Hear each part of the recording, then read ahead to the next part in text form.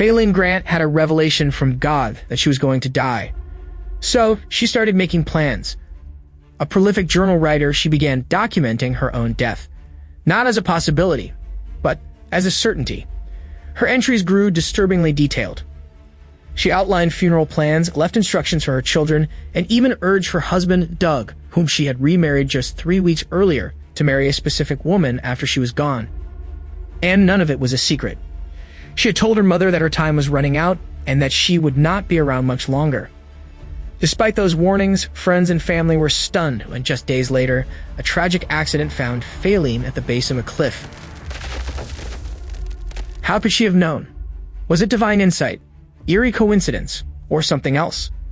What twisted reality was at play beneath the surface that led to her foreseeing her fate? Welcome back to Crime A to Z, where we detail cases and criminals from their very beginning until well after other reporting ends. Today, we'll be talking about the case of Faylene Grant, a tragic story that takes wild and unexpected turns in all the wrong places. It's the heartbreaking account of a young mother's death and the almost unbelievable circumstances that surround it. And just when you think you've heard it all, brace yourself for the Z section, where you'll either feel relief or anger, or perhaps both.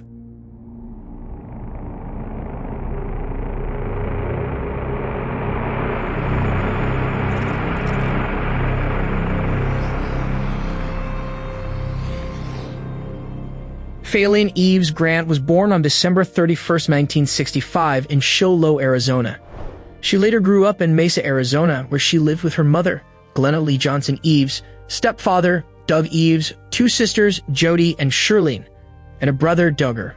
They were devout Mormons, and Faylene was known for her kindness and generosity, and for her deeply rooted religious beliefs.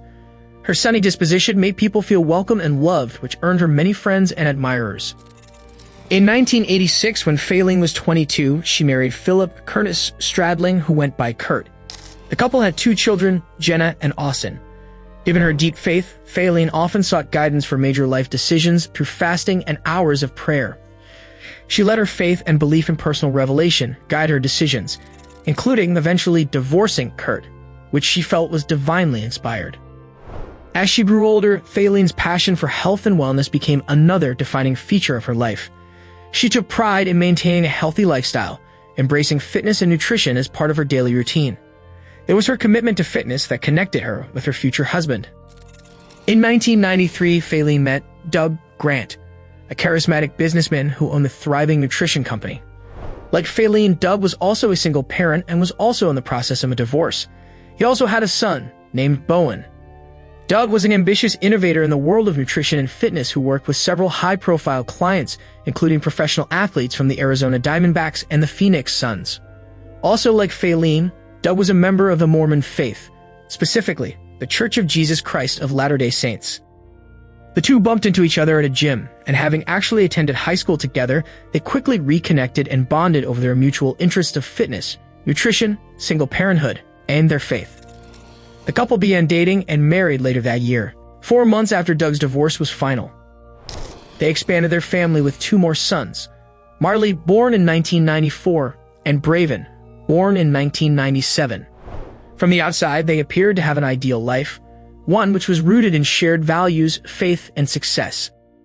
While Faylene's faith brought her comfort, it also strongly influenced her decisions. She had an unwavering belief in divine messages, interpreting her visions as communications from God meant to guide her path. These beliefs had already impacted her first marriage, with her feeling that she was divinely inspired to divorce her first husband, Kurt. And similar impressions later led her to suspect Doug of cheating. When she confronted him, Doug admitted to having had multiple affairs despite strict teaching by the LDS against infidelity. Coupled with his admission, Faylene experienced additional visions that convinced her that divorcing Doug was necessary. It was part of a divine plan that she could not ignore. She told Doug about her visions and asked for a divorce. Despite his affairs, Doug is reported to have been devastated when Faylene filed for divorce, as he valued their faith and family life. But, honoring her wishes, he granted her the divorce, and the two parted ways in June of 2000. Doug's path led him straight into the arms of his newly hired 19-year-old receptionist, Hillary DeWitt, who was also a Mormon and was 16 years his junior. Despite the split, Doug's company remained a family affair. 5 of Faylene's relatives held senior management roles, including her parents, 2 siblings, and her sister-in-law. Interestingly, Faylene's brother Duggar was the one who hired Hillary shortly after Faylene filed for divorce, and the 2 of them began dating soon afterward. Many were surprised by Doug and Hillary's relationship, pointing out their significant age difference and what some perceived as a physical mismatch. Hillary's cousin even mentioned that she told her, "He's like a little man. He's old. He's bald. Why? You're beautiful." She said Hillary replied, "He's sexy and powerful." But before that relationship had a chance to advance too far, Faylene had a change of heart. In early 2001, she and Doug met in Dallas to attend mediation for a civil lawsuit where they were both plaintiffs. While they were there, they discussed the possibility of getting back together. Doug returned to Hillary and told her he needed to work out his feelings, while Faylene headed to a temple to pray and ask God what she should do. She told Doug that getting back with him would take an angel from God coming down and telling her to do so. But despite the magnitude of that requirement, she called Doug early the next morning and told him that while she was in the temple praying, God did indeed tell her that she needed to remarry him. Hillary, who was there when he received the call, having just stayed the night with him, was crushed. And he came out of the bathroom, and I was standing there, and I said, "It's over, isn't it?" And he said, "It's over." Doug ended his relationship with Hillary to remarry Faylene. They got married a few months later in Las Vegas, 1 year after their divorce. But life after the remarriage was far from smooth.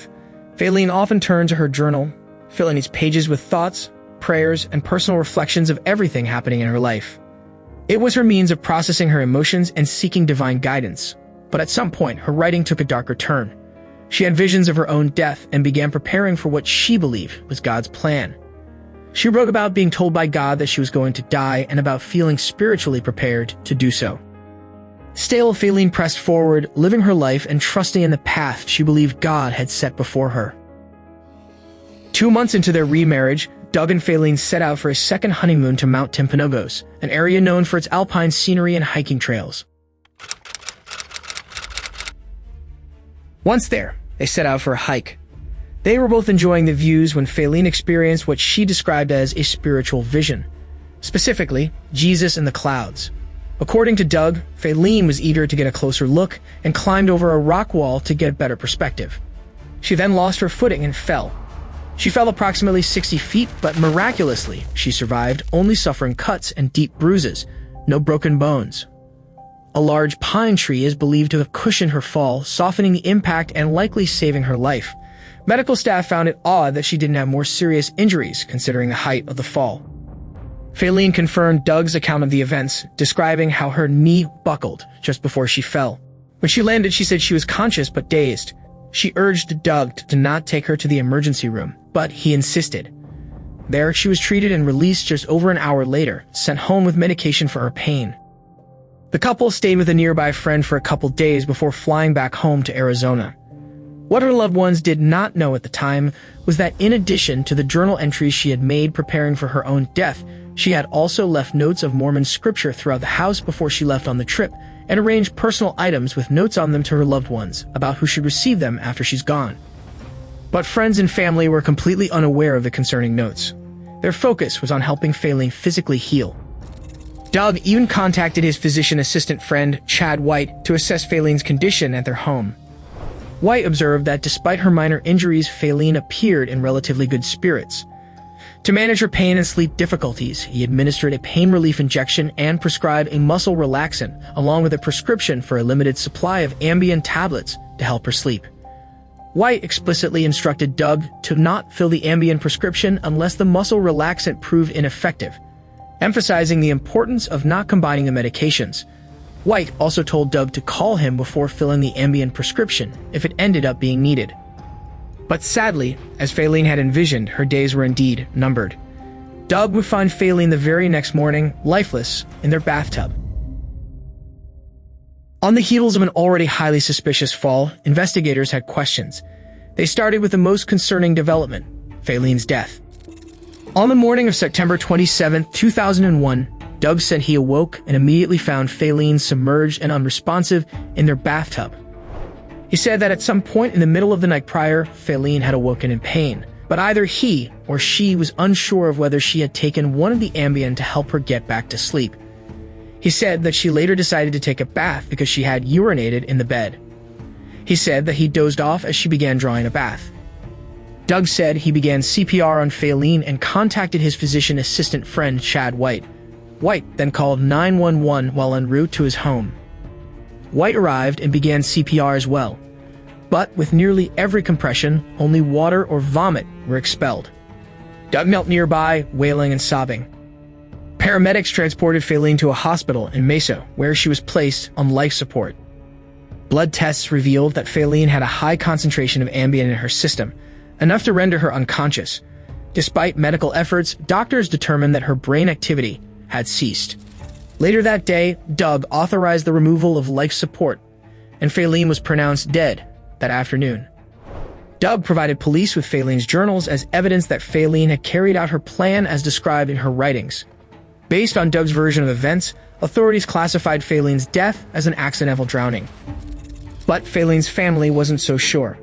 While law enforcement found no evidence of foul play, her family felt that Doug's actions around the time of her death proved otherwise. And it began the moment he said he found his wife in the bathtub. Instead of calling 911, Doug chose to call his physician assistant friend. Once Chad White called 911 on his way to the Grant's home, he told the dispatcher, "I just got a distress call from a friend of mine who just called me. I don't know if he's already called you." He said his wife is unconscious and she took all the medicine he had. His wife, I think she overdosed. I couldn't understand. He was frantic. He told me to get over there because I'm a PA. And I told him to call 911 and he said, I'm afraid to. I don't know why he said that. Then there was his stepdaughter Jenna's recollection of the morning, which conflicted with Doug's account. She reported to police that Doug had already been up and in the kitchen, probably getting some food for one of her little brothers, before Faylene was found in the bathtub. While the statement from the 11-year-old, particularly the word probably, was far from definitive, it conflicted with Doug's statement that he was asleep in bed until just before he found Faylene in the tub. And the question of why she drowned at all was also at issue. Contrary to Chad White's instructions, Doug had filled and administered all of the prescriptions, including the Ambien, without consulting with White. This decision raised concerns considering the potential risks associated with combining the medications. White also stated, "When I was giving Faylene CPR, Doug kept saying, 'I'm so sorry.' I gave her a sleeping pill, and then she went and got in the bathtub, and I woke up." He was real frantic about it. And back to Faylene's detailed journal entries. In those entries, she wrote about her acceptance of dying early, believing it was God's will for her to fulfill a mission beyond this life. She included specific instructions for her family after her death, even expressing a desire for Doug to marry his former girlfriend, Hillary DeWitt, and for the two of them to raise her and Doug's children together. After remarrying Doug, Faylene actually began writing letters and making frequent calls to Hillary, taking on the role of a spiritual mentor to the young woman whose heart had been broken when Faylene remarried Doug. "I have held a secret hope and desire for several weeks that I would be able to see you both married, that I could be there. For some reason, this desire for you to be married immediately and to see you sitting together as husband and wife at my funeral has been so strong. I pray that your home will be protected from the adversary and filled with the Holy Ghost. I know it will be." In a letter addressed to her children, she mentioned inviting Hillary to sit at the table as your mother while I am away, making it clear that she wanted Hillary to become a mother figure to their children. Faylene also wrote about her belief that Doug and Hillary would have a baby girl together, the daughter Faylene always thought that she would have someday. Faylene's journals also revealed her concerns about Doug's cheating again, even after they remarried. And while Faylene's journal entries were troubling enough on their own, what seemed to be the source of them was even more disturbing. Based on her writings, her premonitions of dying were driven by Doug's interpretations of what he told her were divine messages, even convincing her to accept another woman taking her place as both wife and mother. In her journals, she wrote about Doug's recurring dreams, where he envisioned her departure to the celestial kingdom.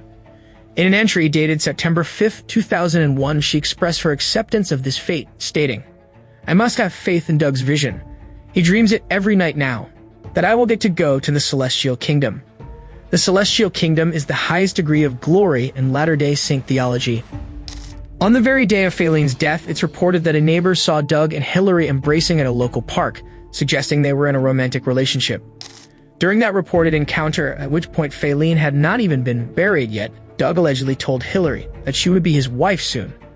Doug was said to have given her several $100s in cash and showed her the letter from Faylene encouraging them to marry. Phone records would later reveal that despite Doug remarrying Faylene, he had still been communicating with Hillary in the months preceding Faylene's death. And things would move fast once she was gone. Just 3 weeks after Faylene's death, Doug married Hillary. The timing of the marriage raised immediate red flags and was the trigger for Faylene's family's initial concern. They knew that Doug began dating Hillary shortly after his divorce from Faylene, but they also knew that Doug did not limit himself to just one relationship, maintaining a paid subscription to the dating website LDS Singles for months after he started seeing Hillary. And of course, there was life insurance. Shortly before Faylene's death, the couple had attempted to increase her life insurance policy from $300,000 to $860,000. The increase was not approved and the policy remained at $300,000, which Doug collected as the sole beneficiary. Doug told police that increasing the amount was Faylene's idea and that he did not agree with it. Despite everything written in her journal and having verbally told family that she would not be around for much longer as far back as a year prior, family and friends insisted that Faylene would never have ended her own life, knowing it could jeopardize her entry into the celestial kingdom. But others argue that taking one's own life does not automatically keep them out of the kingdom. Based on all the findings, they were convinced that it was Doug who was responsible for taking away their loved one. While Faylene's death remained classified as an accidental drowning, Doug was not spared from other consequences. With Faylene's death, Doug's secret infidelities became exposed. As a result, he was excommunicated from the church in 2001 since adultery and sexual misconduct are considered grave violations of its doctrine.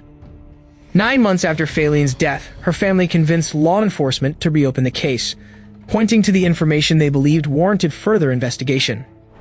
The case was reopened and the police chief, who happened to be friends with Faylene's father, reassigned the case to lead investigator, Cy Ray. But by that point, mistakes had already been made. Given the assumption that Faylene's death was an accident, officers had taken just 5 photographs of the bathroom and bedroom, failing to capture images that could have provided crucial context. Additionally, they neglected to collect key items for forensic analysis, including the bathtub, the sheets from the bed, and Faylene's clothing. And of the forensic samples that were gathered, they were either mishandled or destroyed, leading to doubts about their accuracy. Authorities also lost Faylene's medications, which might have held clues about what happened. To say the case faced challenges would be an understatement. Law enforcement struggled for years to build a strong enough case against Doug, hampered by the missteps and lost evidence early on. But their luck would eventually change. The case gained momentum 4 years after Faylene's death in July 2005. Doug's friend Jim McEllier had approached Faylene's family with incriminating information about Doug. He claimed that Doug had confessed to killing Faylene. Investigators wanted to have a chat with him. When Detective Ray contacted Jim McEllier, Jim said that he didn't know anything and didn't want to get involved. Another year would pass without any progress. Then, on January 27, 2005, Faylene's sister, Shirlene Patterson, contacted Ray again. She said that Jim had approached her family claiming again that he had crucial information about Faylene's death and would share the information if they gave him a $10,000 loan. Detective Ray worked with Shirlene to find a way to get Jim to tell them what he knew. He suggested staging a meeting in a wired car with undercover officers nearby. 2 weeks later, Shirlene and her husband met Jim in their wired car in the parking lot of a Walmart. Jim got into the car and Shirlene handed him a $10,000 check. He then described visiting Doug the day after Faylene's death. According to Jim, Doug said that Faylene wanted to go to heaven, and that he had helped her get to sleep. He said that Doug admitted crushing Ambien, putting it into capsules that Faylene regularly took, then giving them to her. He then said that Doug told him he filled the tub with water, undressed Faylene, and placed her in the tub while she was still conscious but groggy. When she started stirring, he said Doug claimed he held her under until she drowned. Once Jim left the car, police arrested him for extortion and withholding evidence. Detective Ray offered him immunity in exchange for full cooperation. Facing the threat of jail time, Jim agreed to help. Detective Ray didn't waste any time. That same evening, Jim would conveniently bump into Doug at a building where Doug was holding a seminar. The two hadn't seen each other in over a year. Jim had been coached by Detective Ray to tell Doug that authorities were asking him about Faylene's death earlier that day. Jim said, "I kind of panicked and told them I hadn't seen you for a couple of days after she died.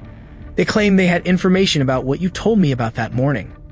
He went on to say that he had not told anyone about what you told me about what really happened to Faylene. "What do you mean about what really happened? What did I say?" "About putting her to sleep." "What I told you, I told everyone," Doug said. Referring to the police, Jim replied, "They implied that somebody told them something." Doug told him, "I don't really remember at all that conversation." Jim reminded him, "You said it was like you were dreaming." "You'll have to explain it to me, Jim." Jim described, "You went in the bathroom, and you put her to sleep." "I did put her to sleep." "What do you mean?" "Put in the bathtub. Put her to sleep. Then a week later you said that's not what you meant." Doug replied, "Number one, Jim, these people say things and try to scare people. Just tell the truth." Jim reminded Doug of being alone in the house with him. Doug replied, "The only thing that concerns me with what you said is that I said that I put her to sleep in the tub. There's a lot of confusion, but the bottom line is I don't believe she killed herself. And I know I didn't kill her. And if all this comes out, all it's going to do is make her look bad when she was one of the most phenomenal people on the planet. If they want to come after me, they can try, but I know what happened. It was a really bad situation, but I loved her with all my heart." No one knows whether Doug realized that authorities had wired Jim, but it's certainly possible with Jim asking for confirmation of his confession right out of the gate. But in the end, the wiretapping didn't yield anything even remotely close to a confession. But, confession or not, authorities felt that Jim's allegations were enough. They arrested Doug and charged him with first-degree murder in connection with Faylene's death. The evidence against Doug appeared damning, but the full story was yet to unfold.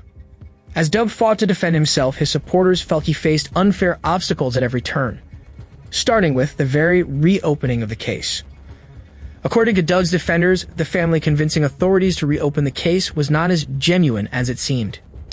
They noted that Faylene's family remained amicable with Doug after her death, with 5 of them continuing to work as senior managers in his company for 6 months after her death. But then, those family members attempted a hostile takeover of the business, pressuring Doug to leave. It failed and was followed by animosity. And within a month, the family pressed authorities to reopen the case, making accusations against Doug.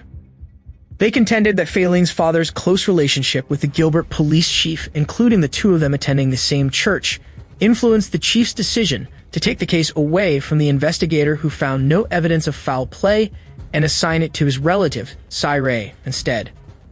His supporters also claimed that the pill bottles and forensic evidence that were conveniently lost would have proved that Faylene's death was either accidental or of her own doing.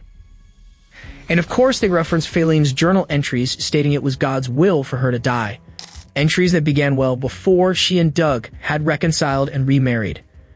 Hillary had even recalled how Faylene told her during a phone call shortly before the fall that her death would be soon. And then there was Jim McEllier, appearing out of nowhere, instantly boosting suspicion of Doug's guilt. He seemed too good to be true to law enforcement, and perhaps he was. After the failed attempt to draw a confession from Doug, Jim would later eventually recant most of his statements about Doug's confession, admitting that he fabricated it and claiming that he was coerced by police. In a 2006 interview with the Phoenix New Times, he elaborated on his recantation, stating, "Doug is an asshole, but I can't honestly say if he did or didn't kill Faylene, who was a real sweet lady. I definitely got the feeling that the detective wanted Doug to be strung up on a post and he didn't care how he got there. I wish I never had gotten involved in any of this." But despite McEllier having been the catalyst for Doug's arrest, his decision to recant did not result in any of the charges being dropped. Authorities would continue to build a case against him. The investigation languished for 3 years due to lack of evidence while Doug remained incarcerated. When the trial finally began, it unfolded as a dramatic legal battle, capturing intense media attention and public intrigue. The defense argued that Faylene's death was either a tragic accident or attempted suicide, and that Doug had no reason to harm his wife. They reference the high levels of Ambien in her system and Faylene's letters and journal entries. What they did not present in court, however, were Faylene's actual journal entries. Prosecutor Juan Martinez successfully blocked their inclusion, arguing that the writings were irrelevant or prejudicial. The defense was allowed to reference Faylene's statements about being ready to die, but the jury could not see her words for themselves. It was another blow to the defense, as they intended to use the journal entries to document Faylene's mindset. But the prosecution faced an uphill battle as well. Now facing trial without their star witness's recanted statement, they presented Doug Grant as a fiend, whose oversized libido triggered him to murder his wife so he could be with another woman. They argue that he fabricated dreams and visions to convince Faylene that she had to die as part of God's plan, positioned Hillary as her replacement, and deliberately administered what would be a lethal combination of prescription drugs to hasten that happening. They also called into question Faylene's fall in Utah, noting that it was highly suspicious due to her lack of severe injuries from such a significant height. As the prosecution presented their case, they faced heavy criticism by Doug's defense and his supporters for several controversial actions during the trial. In addition to the jury not being able to see Faylene's journals, they were also not allowed to hear about Faylene's family members working for Doug after her death, or about their hostile takeover attempt.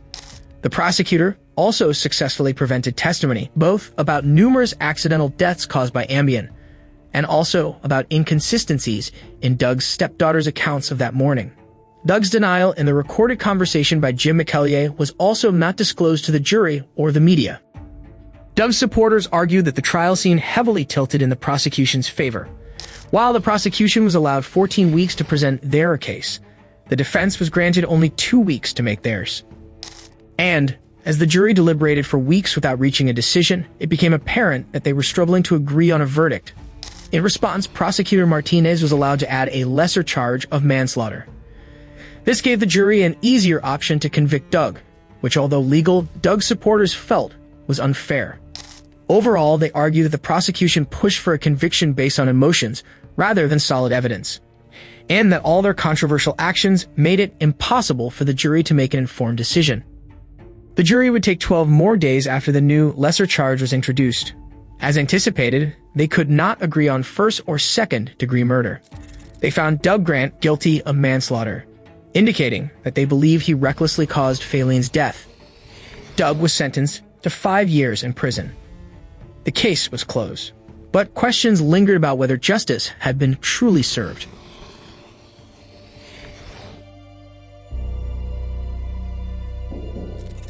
Detective Cy Ray's role in the investigation against Doug Grant remains one of the most contentious and criticized aspects of the case. Ray faced allegations of bias, including manipulating evidence and exerting pressure on witnesses to align their testimonies with the prosecution's narrative. He was also accused of withholding key evidence, including Faylene's highly revealing goodbye letters and interview tapes, depriving the defense, prosecution, and even grand juries of crucial context. Lost evidence, like the prescription bottles, only deepened suspicions of misconduct or negligence.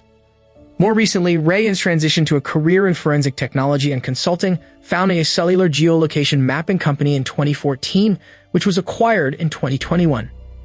Ray has worked on high-profile cases and been featured as an expert on programs like 48 Hours and Dateline. He also co-hosts a crime podcast along with his wife, where he draws on his experience in law enforcement and technology. In early 2020, the prosecutor in Doug Grant's trial, Juan Martinez, was fired from the Maricopa County Attorney's Office after 32 years as a prosecutor, following an internal investigation into his conduct. And later that year, he was disbarred, following multiple allegations of professional misconduct, including sexual harassment of female colleagues and unethical behavior in high-profile cases. Martinez's disbarment has raised questions about the cases he prosecuted, including Doug Grant's. Critics argue that Martinez's aggressive tactics and ethical violations may have compromised the integrity of Doug's trial. However, no formal appeals or overturned convictions have been directly tied to his disbarment or termination. Doug's supporters called his conviction a miscarriage of justice. In 2009, in a quest to clear Doug's name, they launched a site called Doug Grant Truth, documenting the biases, corruption, and misconduct they claimed occurred during the investigation and trial. But for every person who supports Doug, there are just as many who are convinced of his guilt. They argue that it made no sense for Faylene to remarry Doug if she truly believed she was about to die, especially if she genuinely wanted him to end up with Hillary instead. Instead, they believe that Doug remarried Faylene fully aware of her death wish. with the intention of cashing in on her life insurance policy. To them, his tears were nothing more than an act. Also in 2009, Doug's stepdaughter Jenna Stradling, 19 years old by that time, filed a multi-million-dollar wrongful death lawsuit against Doug, contending that Doug was responsible for her mother Faylene's death. It sought punitive damages and aimed to prevent Doug from profiting from media deals related to the case. Key evidence that favored Doug, which was excluded from the criminal trial, was allowed in the civil trial, resulting in the judge ruling in Doug's favor. The judge concluded that there was no proof of actions beyond negligence and no clear evidence of intentional wrongdoing. The judge stated, "The evidence presented in the case at bar has not convinced this judge that it is highly likely that the defendant intentionally killed Faylene Grant. Given all of the circumstances, including but not limited to those discussed above, the court declines to award punitive damages." Notable was the fact that Doug won the civil case despite not having a formal legal team.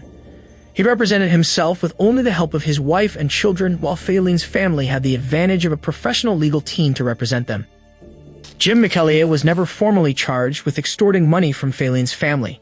He has generally remained out of the spotlight after giving the 2006 interview to the Phoenix New-Times, where he criticized law enforcement's tactics.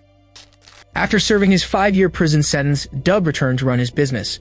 Doug and Hillary remained married throughout Doug's incarceration and after his release in 2015. Together, they continued raising Faylene's 2 sons as a blended family. The couple also had a daughter, reflecting Faylene's expressed wish for them to have a child together. They named her Neve, which is heaven spelled backward. In 2022, Doug was inducted into the International Natural Bodybuilding Association's Hall of Fame, recognizing his dedication to promoting drug-free bodybuilding and his impact on the industry. He expanded his business to another city and conducts seminars and workshops on holistic health and nutrition. Despite moving forward, lingering questions about Doug's guilt or innocence continue to shadow him and his family, with opinions split about whether justice was served either way. What are your thoughts? Was justice or injustice served? Think Doug was a murderer or just a sleaze? Or both? Please share your verdict in the comments below. Thank you so much for watching. If you like how we presented this case, we'd really appreciate a moment of your time to tap like, and sharing really helps us as well. And be sure to subscribe and hit the bell icon to catch our future videos the moment they drop.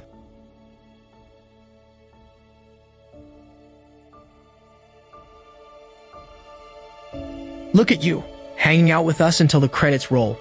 Thank you, my friend.